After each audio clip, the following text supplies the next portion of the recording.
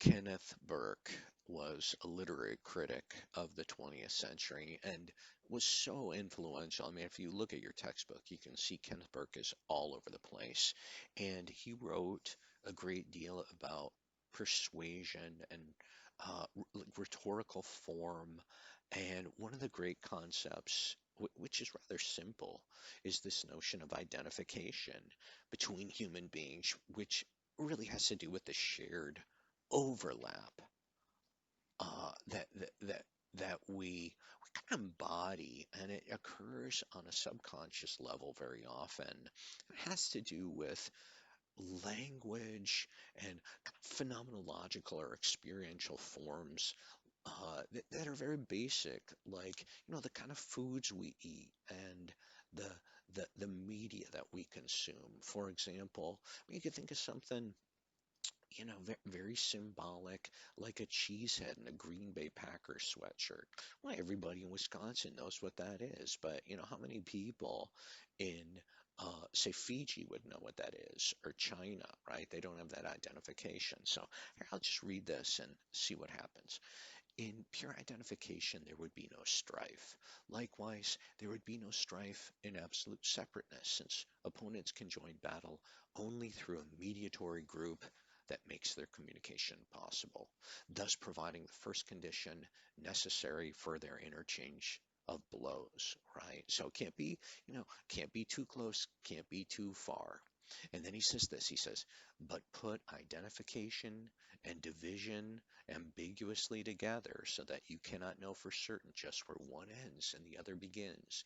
And you have the characteristic invitation to rhetoric, right? Or this idea of persuasion, but so, all right, continuing. And often we must think of rhetoric or persuasion not in terms of some particular address, but as a general body of identifications that owe their convincingness much more to trivial repetition and dull daily reinforcement than to exceptional rhetorical skill. And so you could think about this, right? You think about like referent power, or like how if a kid if his best friend starts vaping or something like that, right? There's an identification in that peer pressure. It has nothing to do with like exceptional public speaking skill.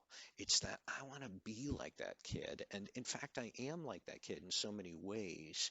And but you could certainly think about this with your favorite foods, your product of your tastes, and your taste developed as you developed, as you grew, right? So you think, say, your favorite pizza restaurant or your favorite Chinese food or something like that. Like, if you have that favorite restaurant, a lot of people in your town or your environment, right? I mean, our family favorite tends to be Culver's.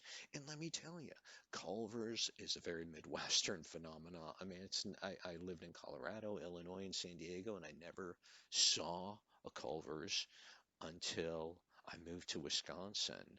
And now, I'm really sold on this idea of custard, which is, it's kind of weird. It's very different than ice cream.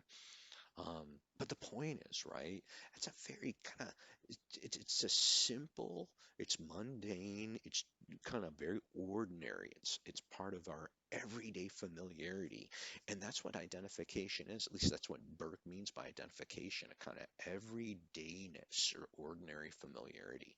All right, second quote. Here's Burke. He says, the thought of self-deception brings up another range of possibilities here, for there is a wide range of ways whereby the rhetorical motive, through the resources of identification, can operate without conscious direction by any particular agent. And so that's just kind of summarizing what I've been saying, that identification, it's not overt, it's kind of covert in the sense that you don't think about it. It's like a fish in water, right? I mean, you are part of your culture, which is in a way bombarding you at every moment, but it's not a kind of direct bombardment in the sense that, nobody's saying, uh, think this way or do this. It's just a kind of form of the possibilities in our social context. All right, and here he introduces the term of mystery. And, in a nutshell, mystery is that kind of estrangement whereby we don't have that identification. We don't have that merger. Instead, we have division. And division is the kind of boundary between us in terms of our separation. So, all right, here, I'll read this. In mystery, there must be strangeness, but the estranged must also be thought of as in some way capable of communion, right? And so, I'll go to the next slide because he continues this concept.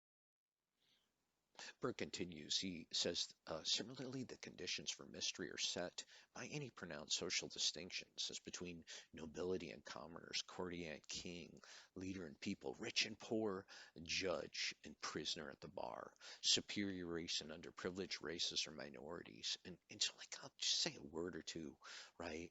Uh, this idea of mystery has to do with the chasm or the gulf of division. So, for example, if you're 20, you don't know what it's like to be 75 or 80. It's a mystery. Just like like I don't know what it's like to be a little kid growing up in the 21st century. It's a mystery to me. And like this last part where he's talking about superior versus underprivileged races and minorities, right? I mean, on one level, we're all these human beings, right? We're all just people. But then on this other level, we can break it into categories like, black versus white, or Chinese versus American, or Jew rather than, say, Muslim or Catholic or something like that. And those are basic divisions, right? And those basic divisions entail a mystery. And so like, a kind of basic division would be kind of sexual gender, right? At least on the biological level, regardless of how someone identifies that, I am a male. I don't know what it's like to bear children. That would be a mystery. Uh, just and in the opposition is the case as well. So, all right, I think I'll leave it there.